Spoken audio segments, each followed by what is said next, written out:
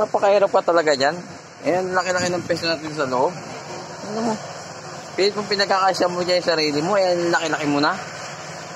Oh, ano ba namang pesto yan? Ha?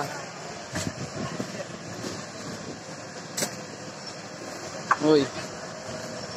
Pilit kung pinagkakasya yung sarili mo dyan. Oh. Ang laki-laki mo na. Ano yan? Anong pesto meron ka dyan? Hindi ka ba nahirapan dyan? Ha?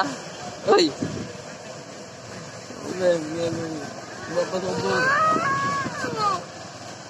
Panood ka pa na YouTube dyan, ha?